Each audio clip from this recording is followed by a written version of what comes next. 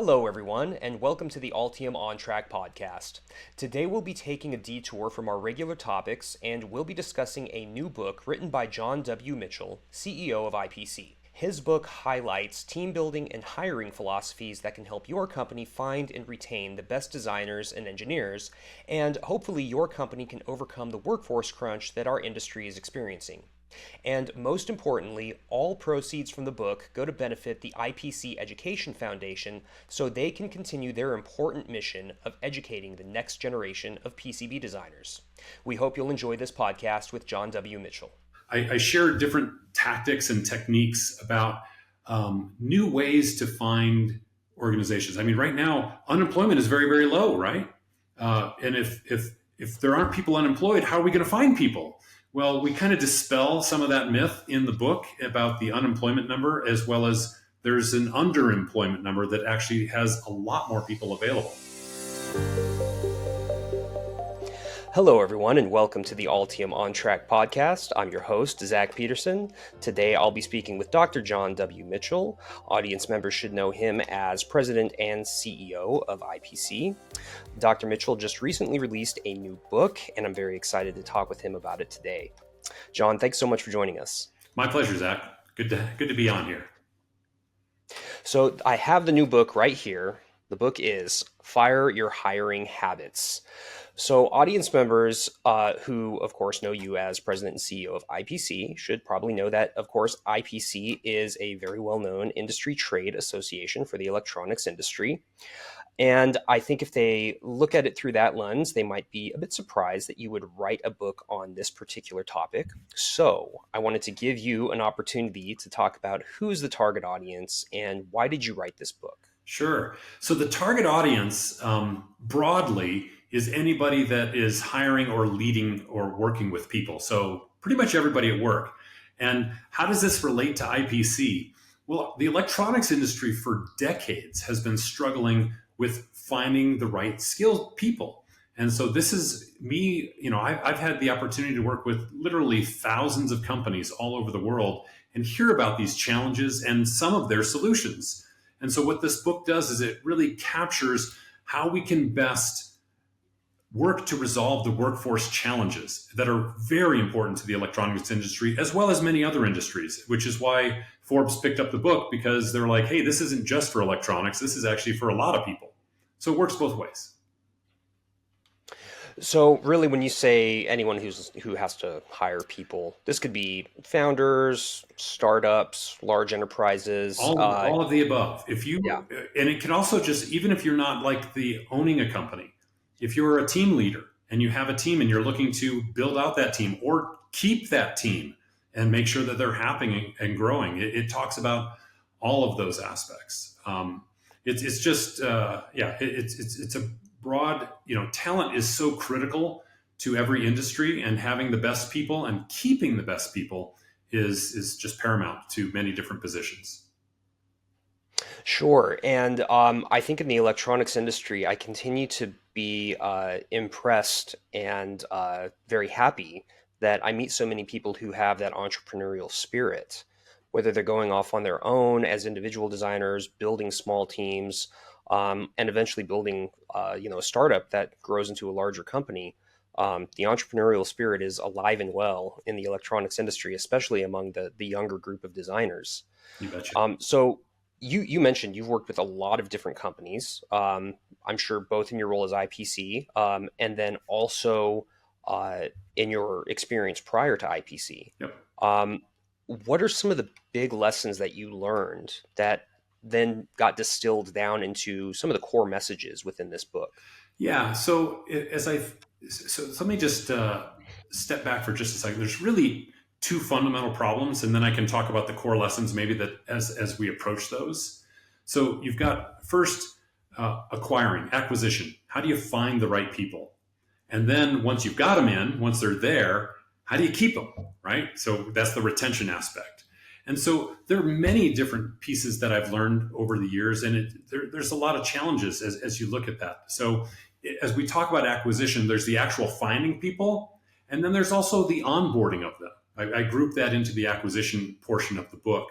where I share different tactics and techniques about new ways to find organizations. I mean, right now, unemployment is very, very low, right?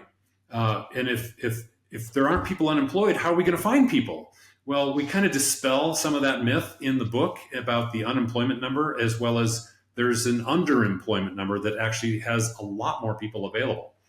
And we talk about different ways of using new technology to find people, and looking in different pools. I talk about if you fished out one pool and you're not finding people there are entirely different pools that you need to be fishing in, and those could be based on different diverse groups. If your population is entirely female, you might want to start redoing some of your looking in ways to attract males. If you're specific geography or specific industry, one of the other ways that we talk about finding people is, we don't always need to steal from the technology company next door. We can steal from companies that have nothing to do with us, maybe the print industry or the medical industry or the healthcare industry or something like that. So look in other different places. Those are some on the finding side. On the onboarding side of the acquisition, there's a lot of improvement that can be done on that front in terms of helping that first experience when a new employee walks in the door, getting them comfortable. And a lot of that starts before they ever walk in the door. It needs to happen, leading up to first day of work. On the retention side, one of the biggest things that I've seen, so I think I share this example in the book as well. I was touring many different companies across China, and one of the common things that they talked about was turnover. They just kept, people are moving through it in, easily double digits, sometimes talking about 30 or 40 or 50% turnover, which is just crazy thinking about how many people you're just having to retrain. But then I went to one company, and sure, they complained about it, but they were in single digits. And I tried to understand why are you different? And what they've done is they really focused on providing a pathway. Instead of hiring somebody for a job, you hire somebody and help them aspire to a career. And what they did is they actually shortened the rungs on the ladder to reaching that goal. And that helped people stay longer. If suddenly, instead of doing an annual review and hoping I might get 3% increase, they could see an opportunity to get increases and improvement and feedback every 4 to 6 weeks. And so they shortened the rungs on the ladder as they're climbing up it. And that helped a lot. And then the last major area that I cover on the retention side is upskilling. So just a lot of new things coming out with AI, and we continue to have increased automation. And if you're not continuing to train your existing workforce, they're going to have a skills gap as well. I mean, I like to liken it to say American football.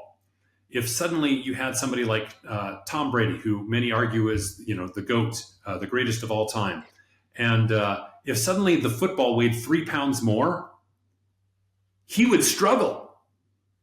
Or if it was filled with helium instead, suddenly he's got adjustments. So even if you have great people on your team already, and you introduced new variables, like suddenly you've got AI assisting on a certain piece, or a new piece of software that comes out.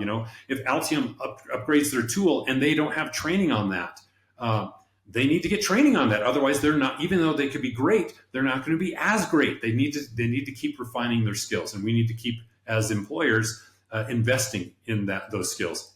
And there's a couple of wins there. One, you end up with a better team. You get better products. You get faster stuff done.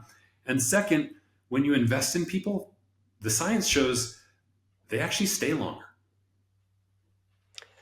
I would agree with that last point, certainly. And I guess for companies, the justification is that you upskill people. Number one, it makes the company more competitive. And then the longer they stay, the larger ROI the company gets, of course, off of that investment in the person. And then, of course, the person benefits because they're getting new skills, and eventually they may leave, but maybe they can move sideways into a better position or up when they go to another company. I think it makes total sense. Even if they do leave, it's okay, as long as you get the value out of them while they're there. Certainly. So there's a couple different threads here that you brought up, and I'd like to pull it. Sorry, I just went through a lot. Yeah. Well, there's one particular one that I want to pull at just a little Okay. bit on the acquisition side, Yeah. which is remote work. And I think this is something that for some companies they're still grappling with, especially if they are engineering companies or they're OEMs.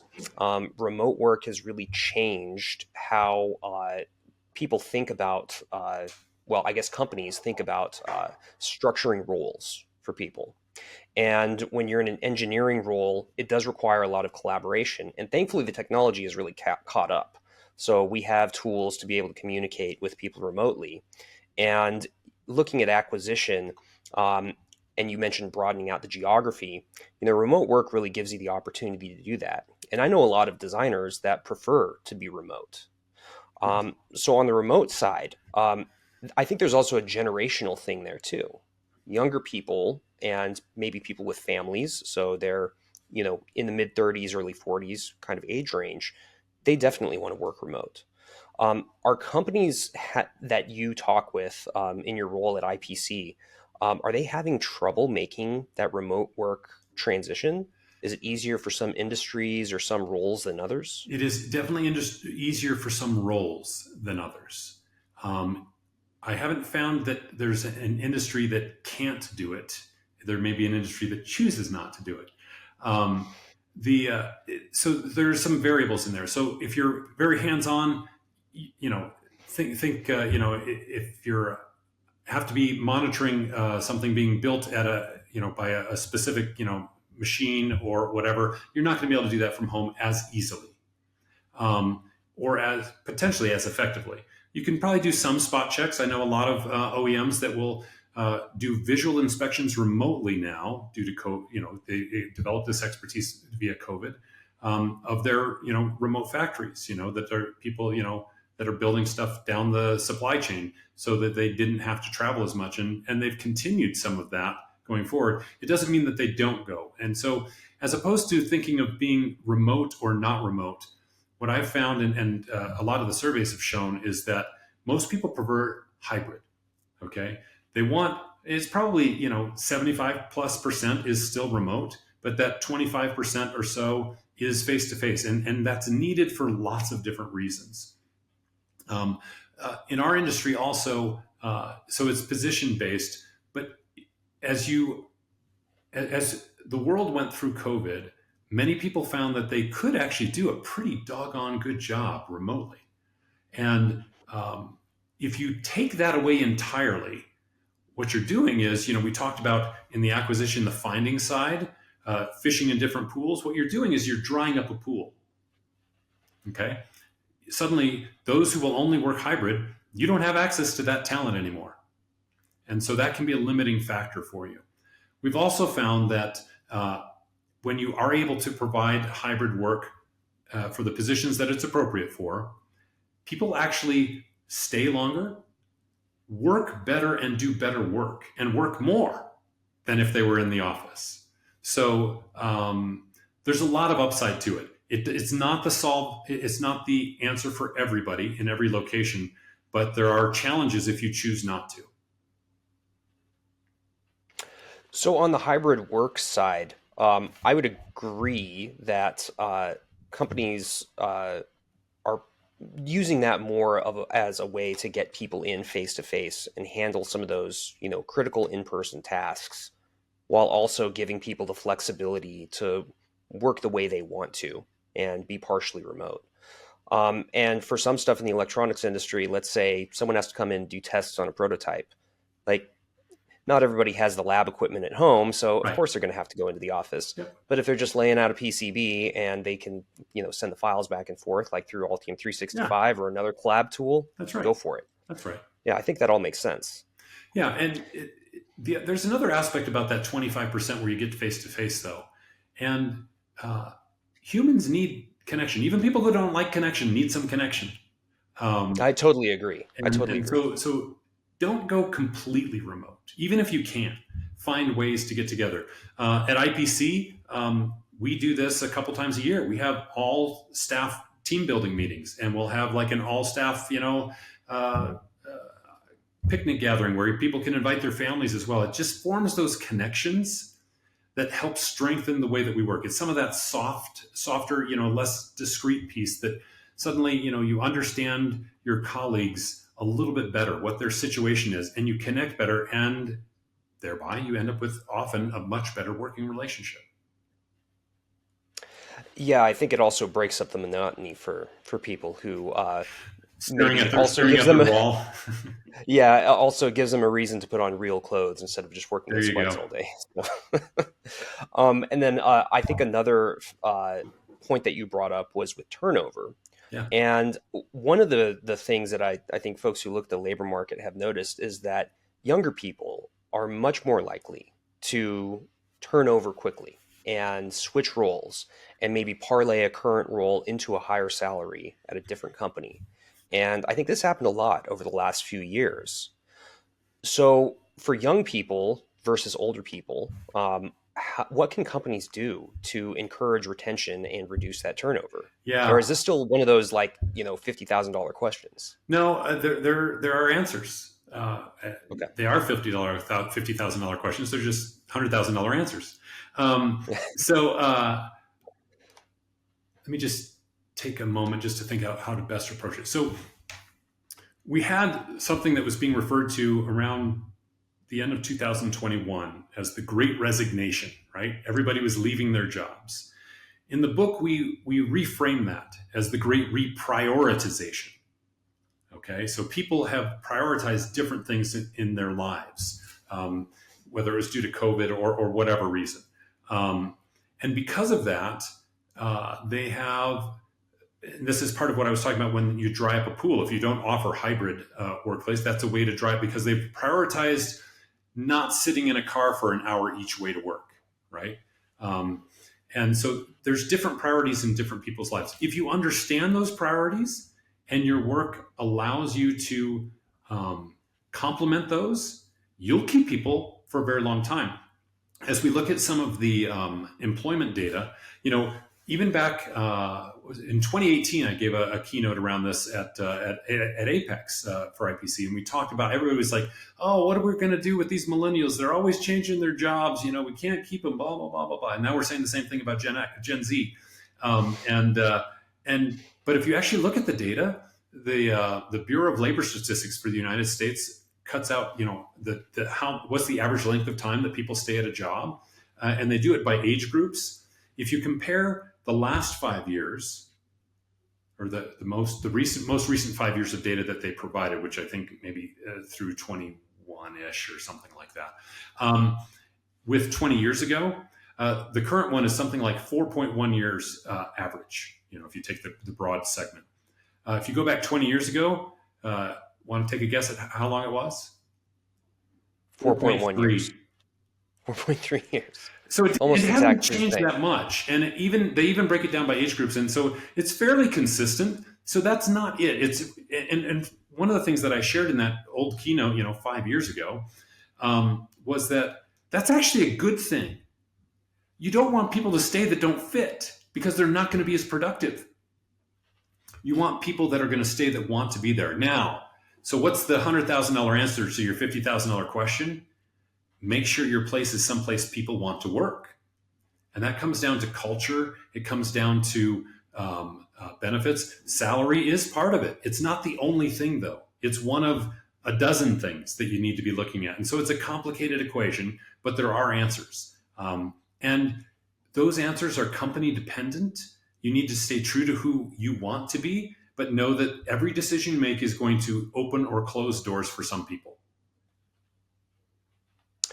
So I think that's a great comprehensive answer. Now, you brought up a couple of things on the retention side. Yeah. One of those was like things like upskilling and then maybe a path for advancement. And I think those are great things.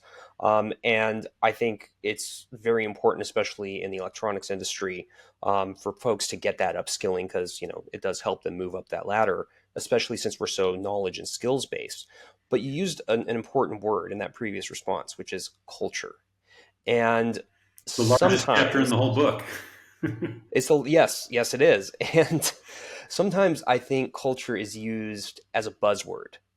And I wanted to ask you, what exactly do you mean when you say a company's culture? Okay. So culture encompasses many things, right? It encompasses uh, what your office looks like, whether it looks like your bed, or whether it looks like a sterile environment. It could be many things. Okay. It encompasses what the people you work look like, what the people you work do, what the people you work with do. It encompasses how you're treated.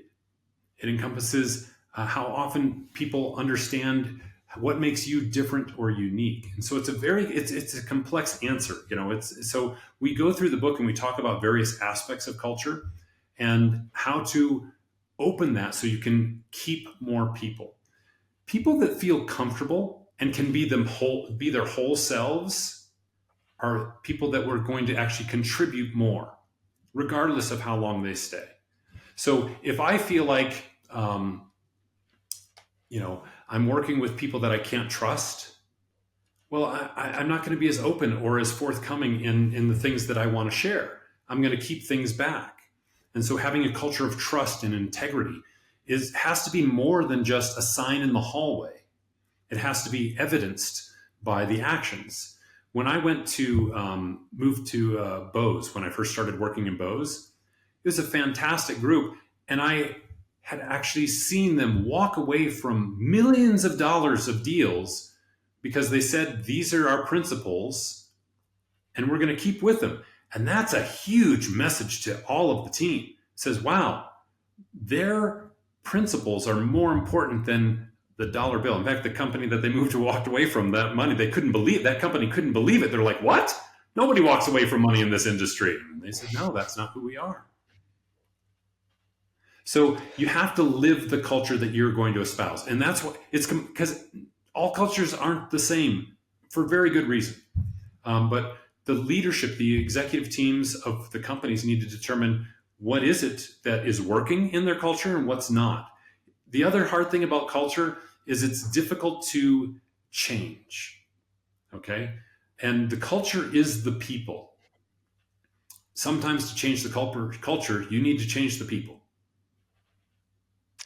Isn't there an element of process and policy that goes into culture For as sure. well? It's an aspect of it.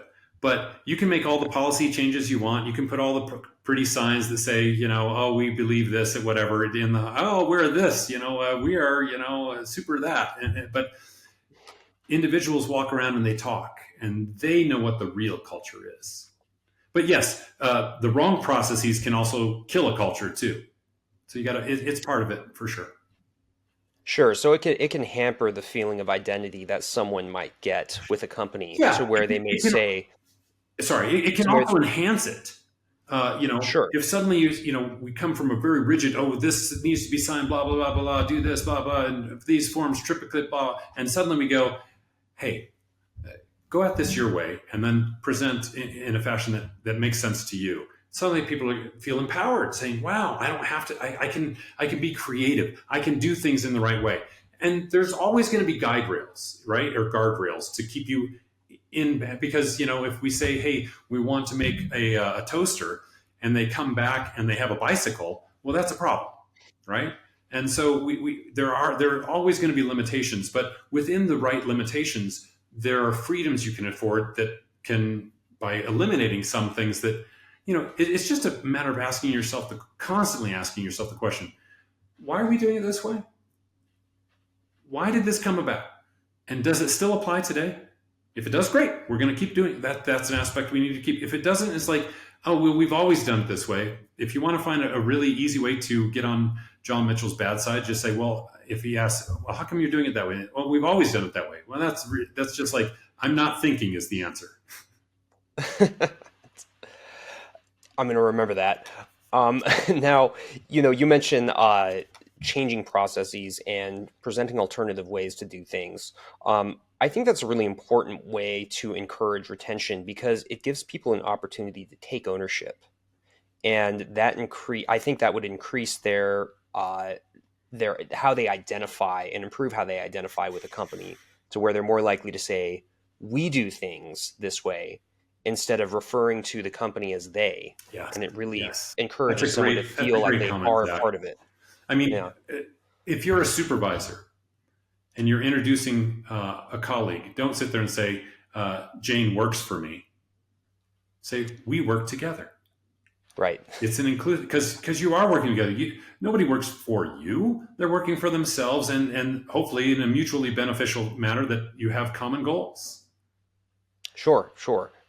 Um, Now, about the process aspect, I think that's really important in electronics because we follow, I think, a pretty rigid process that is enforced by how we manufacture things. And of course, the process that's put into place in the tools that we use to build and design Yeah, stuff. and it's even more so in some industries in the electronics industry than others. Certain segments have very heavy process and very heavy reporting structures for good reason. That's why I said you really have to ask the why. Others, that process can help you get displaced by a young startup that doesn't care Right. That's true. about the They move processes. fast I and mean, break they're things, very right? passionate about the product and say, "Hey, look, I just did this," and we had. Well, anyway, yes, you always have to be asking the question because in this industry, things change really fast. Sure, sure. And about taking ownership of processes and finding ways to change them. Um, do you think that this is part of people forging a path forward and being able to advance? I mean, if someone is able to take ownership of a process, should a company use that and maybe parlay that into an opportunity for that person to maybe move up the food chain if they are really able to take process and demonstrate meaningful results? I think it's a definite way, but that's the answer for all advancement that's earned. I think I used to work with I still do. I mentor various students as they're either interning or new in the industry. It's a great opportunity to sit there and show them what they can do to save 3 years off their progression in their career. And one of the things that I share with them, I said, you'll hear people and you'll see problems all over the place. No organization or process or workplace is perfect. Most people just complain about it. Oh, this doesn't work. I can't believe this. Ah, rah, rah, rah, rah. How can we have to do that? In addition to keeping up with all your work that you're assigned to, though, if you're able to find a solution and say, yes, this is a problem, here's a solution, and whether it's a new process or an updated process or actually implementing the process that was designed a long time ago that people have forgotten about and are ignoring, or some other aspect, this is the way to find your way on a path to progression within the corporate landscape. And I did this with one intern, and before the end, he was only an intern there for a summer. He contacted me, but while he was a student, we were chatting. We met once a month, had a quick little lunch, and he said, I'm struggling with this. And by the end of the summer, he was reporting directly to the CEO. And it was a smaller company, but still, the point was that leadership loves people that bring answers. And when they said, hey, we've got a problem, when they think, who should we get on this team that is going to work with to solve this problem, it's the people that bring answers they want to work with. It's not the people that are complaining about the problems. Absolutely, I would agree. But let me pull at one point here because you mentioned earlier that some industries have certain requirements. Right. Those may be regulatory or legal requirements. Right. They could be enforced in contracts. 100%. A variety of different ways that those requirements come up within and around processes.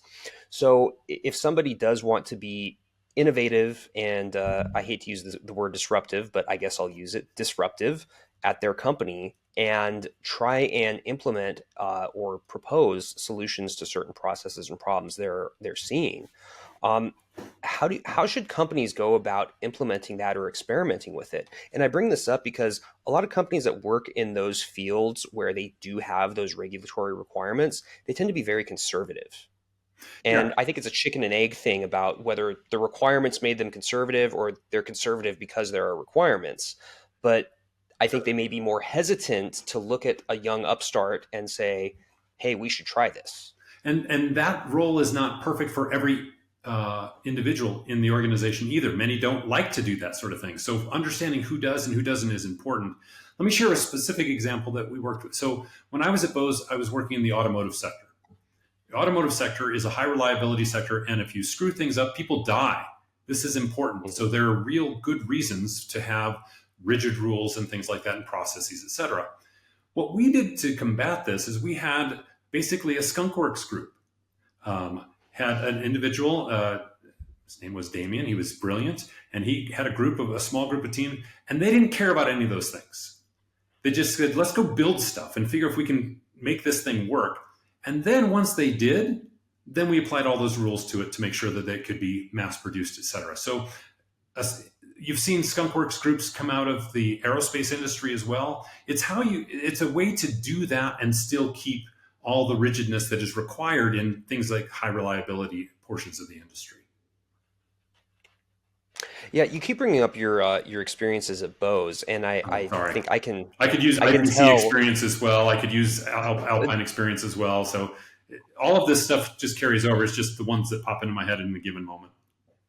Well, I bring that up because it seems like, your time at Bose was really impactful as far as the insights that you bring to this It's a great book, and company, then maybe fantastic company, yeah, filled with yeah, and then and engineers. These guys oh, are amazing.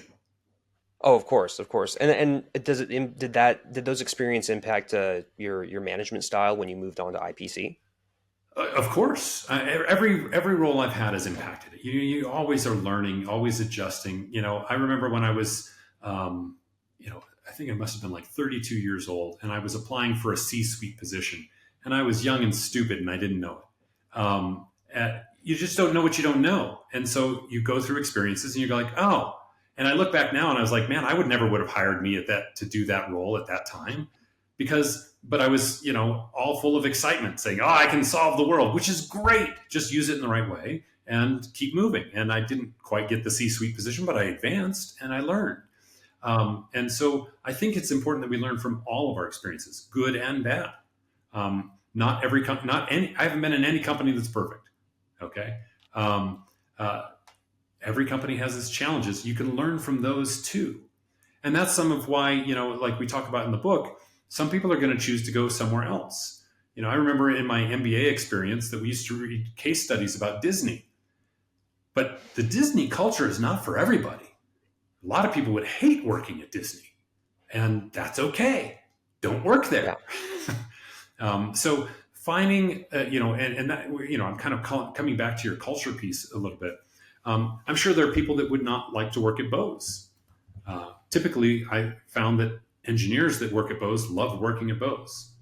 I'm sure there's other roles or individuals that might not have loved working there. It's a very engineer-centric, engineering mindset kind of company. I'm an engineer. I happen to like that, so it was great for me, and enjoyed all the time that I was there. Alpine was a very international company. Enjoyed that. GE was a big company. Working for a big company is great. I worked, IPC is a small company. I'm enjoying that too. It has different aspects. Some people don't like the big corporate feel. They want to know everybody in the company. Well, we have about 200 people at IPC. That works for those people here. So it's really about matching, and learning about yourself. And you can try lots of things. Just make sure you're providing value wherever you're working. Absolutely, absolutely. And then another piece about retention. I know that sometimes people will leave a company. They'll leave. They'll go off do better things, or maybe they'll try and start their own business, start their own company, and try and make it on their own. But sometimes people come back, don't they? Yeah, and I'm going to use another Bose example because Do it. this is going to turn into how wonderful. I have never been at a company where I met more people who have come back to a company. They're like, oh, I went away for the internet bubble and I came back. And I went away for this and I came back. And so when you have a good culture, and it's okay to try to come back, don't burn bridges. We have people at IPC who left or were no longer with the organization. They've come back. It's great. Well, I bring it up because I think a company, if they were to spend all this time and resources training and upskilling somebody, especially in a very knowledge heavy and skill heavy field like electronics, they may be maybe not resentful, but maybe irritated or disappointed if someone would leave. It sounds like you're advocating that hiring managers, HR departments, whoever, put all that aside and maybe focus on encouraging somebody to come back as a form of retention. Yeah, it's another pool that you can go to. These are contacts you've already had. I mean, I have this free newsletter that comes out once a week. It's called Finders Keepers, and I think it was either this week's or last week's little Finders tip that it's a 1-minute read where it gives you an idea about how to find people or keep people. And I think the tip was, don't hire only for the long term. Hire for now, your need today, and then demonstrate why that person will want to stay for the long term. Yeah. So, and if they don't, it means you weren't a good match, and you'd rather find somebody who is a good match. Oh, sure. Yeah, and I think if a company is expanding, a logical place to look is people who may have left recently and still have those skills and still have knowledge of the internal processes and who were already a good fit, and maybe encourage them to come back. Yep. Or have retired. Bring them back. There you go. And we share, many different new sources that you can find people in throughout the book and throughout some of the keynotes and workshops that we do now. Certainly. So we're running a little low on time, Okay. but I think what I'd like to do now is maybe give you an opportunity to summarize a little bit. What are a few of the biggest takeaways that engineering organizations, small design firms, OEMs can really get from this book, and what they can apply to their own companies? Yeah. So the first thing that comes to mind is that you need to start off by understanding what your needs are. Once you understand those, and those are usually pretty easy. I need this now, or I'm going to need this. We've got a new contract coming up. I need to, people that can do this. The next thing is to understand that in order to find the people that you want and keep those people, you need to have an environment that's going to be conducive to those people with those talents. Okay. And if you don't have that environment, you're going to struggle finding, because there are a lot of choices out there. People don't have to work for your company. They don't have to build the product. They don't have to fulfill the contract you just signed and gloriously won. So you need to constantly be thinking about, how can we evolve? And then once you have those people, the last thing I would say is make sure you're continuing to invest in them, invest in their training, invest in their capabilities. And yes, some will leave when you do that. It's a fact of life. Don't bemoan it. Just accept it, that a portion will leave with those new skills. Others will appreciate it and stay longer. But you have to do it regardless. If you don't have those skills in your house, you can't do the job you need to do. So make sure they've got those skills. That's a great message. And I think this is all very important, especially considering in our industry where there is a well-known talent crunch that is projected to arrive within the next decade or so. It started 3 decades ago too, but okay, yeah. Yeah, that's true. Maybe before what I'm saying time. It's a never-ending story. We always have new skills we need to learn, and we're always going to need new people or additional people with those skills. So we're always going to be looking. I would agree.